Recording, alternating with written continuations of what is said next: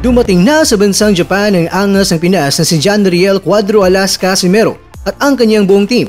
Japanese media ay kaagad dinumog ang Cuadro Alas para sa interview. Casimero, sobrang prangka sa Japanese media ay nagulat sila nang sinabi ni Casimero na siya lang ang tanging makakatalo sa halimaw ng Japan na si Naoya Inoue. Mga mandirigmang mga Hapones, Tomoki Kamida at Naoya Inoue, ano nangyari sa kanila? Kamida, gustong ilampaso si Inoue. Naku, anyari sa mga Hapong na ito? Tila ba nagtaro-taro? Ito po ang mga nilalaman ng ating kwentuhan. Kaya tara, kwentuhan na!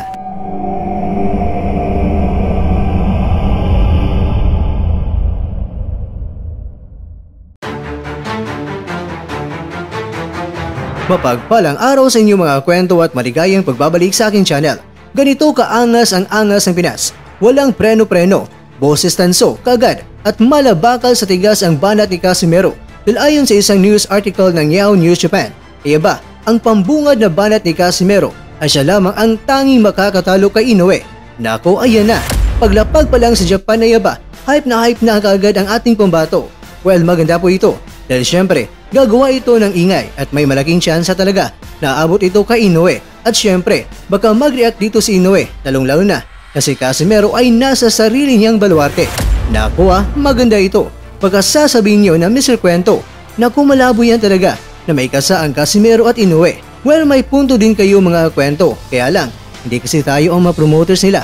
Kung gugustuhin ng ma-promoters nila ay talagang may paraan yan unless kung walang interest ang ma-promoters ng dalawang mga kampo at hindi rin sila interesado sila ni Inoue at Casimero na magkaduelo. Kung ating iisipin, napakaganda ang pagkakataon nito ni Casimero na itudo na ang kanyang pag-hype dahil nasa land of the rising sun na siya sa baluarte ng kanyang best friend na si Naoya. Kaya dapat magpakitang gilas ang angas ng Pinas kontra yan sa kaubayan ni Inoue na si Yukinori Oguni at napakalapit na dahil ngayong October 12 na po yan sa Ariake Arena sa Tokyo, Japan. Ayon sa Japanese media, inilarawan nila si Casimero na dumating sa Japan na suot ang mga kumikinang-kinang ng mga naglalakiang alahas, geng-geng.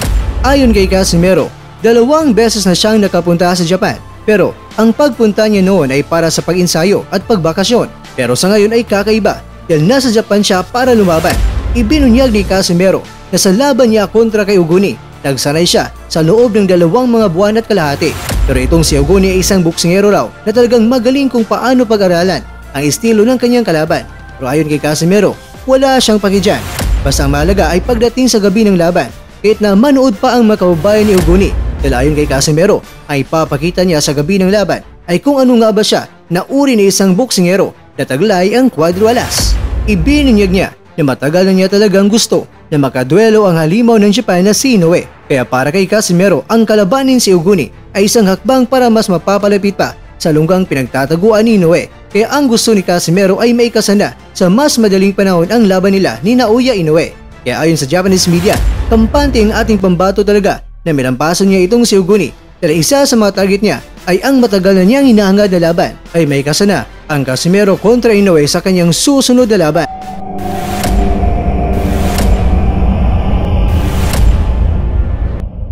Samantala,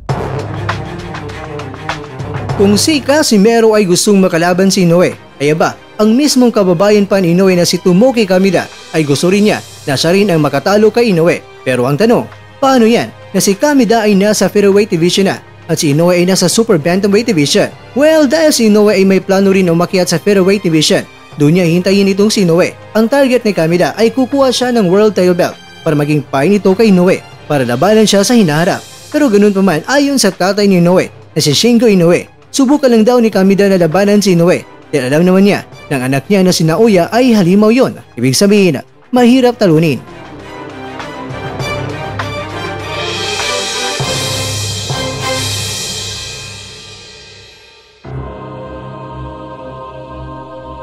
Kakwento, excited ka na rin ba para mapanood ang muling pagbabalik sa ibabaw ng lona ni Casimero at iba pang nating mga mandirigmang mga Pilipino? Nako, sana suporta ang ibubuhos nating lahat sa pagkakataong ito dahil sa parting ito mga kwento, bandila po ng mga Pilipino ang bitbit ng ating mga pambato. Susubukan nilang iwawagayway ang ating bandila sa tagumpay. Kay Casimero naman ay ayan na, banat na kaagad kay Inoue Naoya. Paglapag pa lang sa Japan ay sinabi na niya na siya lang ang makakatalo kay Naoya. Ayos yan dahil sinimulan na kaagad ang init para silang dalawa ni Inoue ay magkasubukan. Alam naman natin mga kwento kung may kasayan kahit ang laban ay gaganapin pa sa Amerika o Japan. Ang ating pambato ay hindi yan aatrasan dahil kahit saan may laban ay kanyang susunggaban. Casimero pa, Cuadro alas yan. Kaya sa ating mga mandirigma, good luck sa inyo mga kababayan.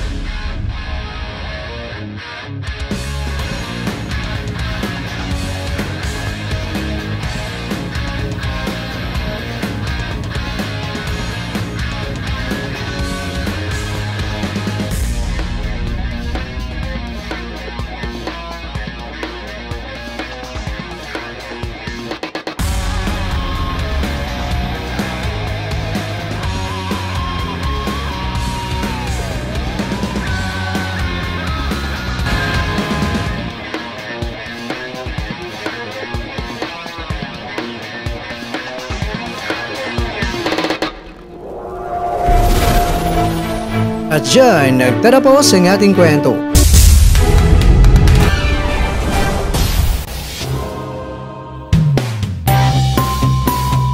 Maraming salamat mga kakwento sa inyong panunod. Pero baka naman mga kwento ay nagustuhan niyo po ang kwento natin ngayon. Baka pwede niyo po kung mabigyan dyan ng like, subscribe at may click na rin sa bell button. Pero bago tayo magtatapos mga kwento ay syempre, shoutout po muna tayo dyan sa ating mga kakwento. Kay kakwentong Alex Agner na nagsasabi, Lods, ikaw lang ang vlogger na maayos talaga magkwento. Promise, di tulad ng ibang vlogger na may ikwento lang. Thanks sa'yo. Wow naman, maraming salamat Alex Agner. Kay kakwentong New Thing na nagsasabi, ang galing talaga ni Mr. K. Go champ, God be with you always. Thanks Mr. K. Maraming salamat kakwentong New Thing. Kay kakwentong Boy Pitik Vlog, tibay talaga mag-voice background si kwentong di pa nakwento. Mas pinalakas pa at pinainit pa ang bawat isa. Maraming salamat kakwentong Boy Pitik Vlog. At ikaw kakwentong nanonood ngayon, shoutout sa iyo dyan. Bueno, hanggang dito lang po muna ang ating kwentuhan. At abangan nyo lang po ang ating susunod na video.